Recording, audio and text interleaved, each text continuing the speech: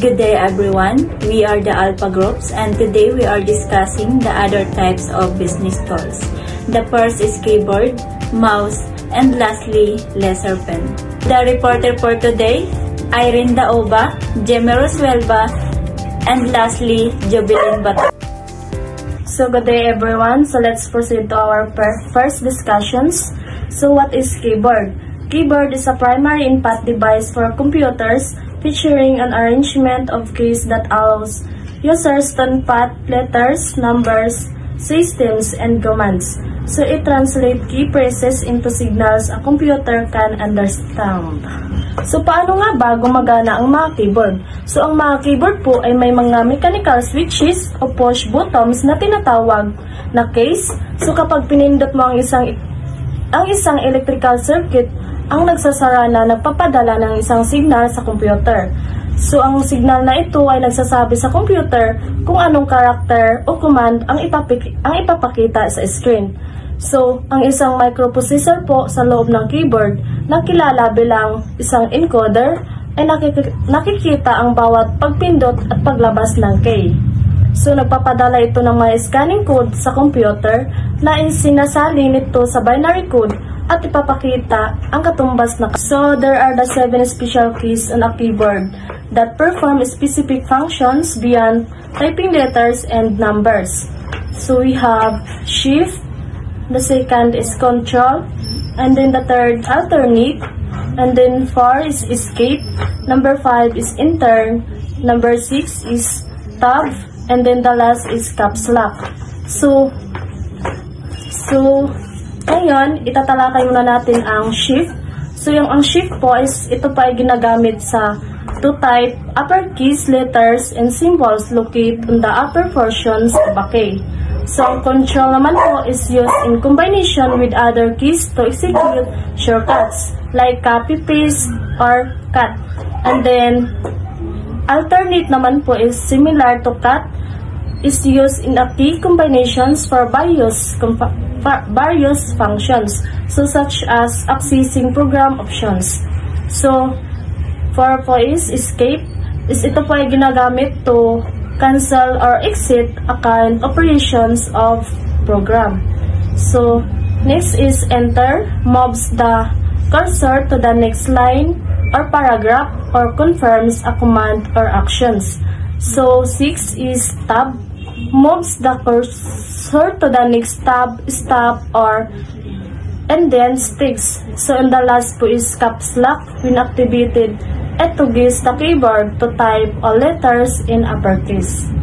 So, great day everyone. I am Jemmy Rosuelba who will be discussing about mouse. So, what is that about? Mouse is the computer mouse. It's a pointing device used to interact with items on the screen. It has 3 main parts.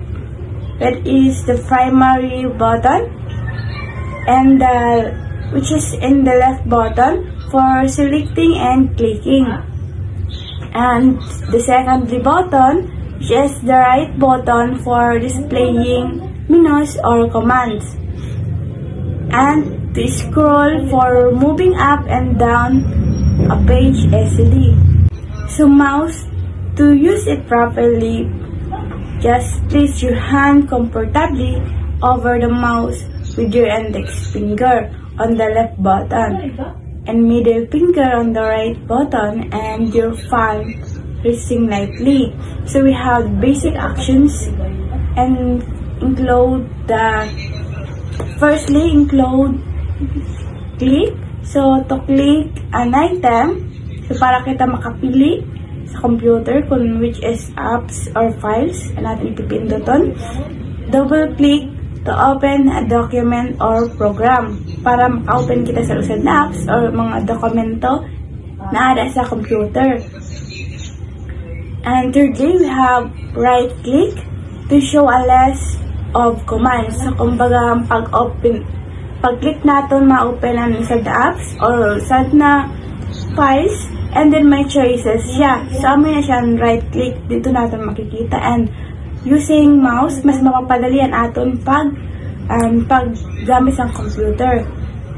Fourthly, we have drag and drop to move objects by handling the button while dragging.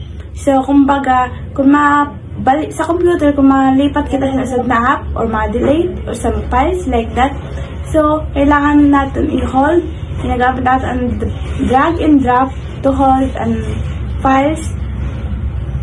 So, mas mapadali ang paggamit sana with mouse.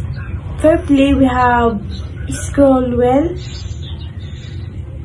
So, it is to scroll and zoom a page, like, para mas mabasa natin kung nanon ada sana na files or kung nanon ugwa sana. So, using mouse, mas papadali, and using it, mas mapapadali atong pag-scroll and pag-zoom without using our hands, just mouse only. So, a proper grip and correct use of each button helps make computer work faster and more comfortable. And that's all. Thank you. So, and lastly, I will discuss the laser pen. So, what is laser pen? So, laser pen is the ultimate beginner's guiding laser pointers often found in pen form. So, it is useful for a variety of applications due to their ability to produce a focused, visible beam of light. They are commonly used in presentation to highlight key information, in astronomy to point our stars, and even in some industrial construction, setting of alignment and measurement. So their importance lies in their versatility and ability to enhance communication, accuracy, and even entertainment various fields. So, gaano nga ba ka-importante ang laser pen?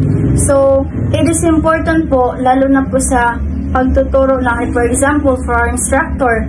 So, nag-discuss po siya or he or she discussing about their topic. So, gamit po ang laser pen is marapadali po kung saan po bahagi na sila saang bahagi na po siya nag-discuss. So, gamit po ang laser pen is marapadali po kung saan na po sila, saang bahagi or saang slide, kasi po ang laser pen is may two colors, which is color red and blue. So, ang color na po yan, siya po yung mag-highlight sa key information kung ano po ang information or ang kanyang dinidiscuss. So, mas mapapadali po ang pagtuturo ng isang instructor gamit ang laser pen. So, ang laser pen, again po, ang laser pen po ay importante na tools for the lecture. And that's all.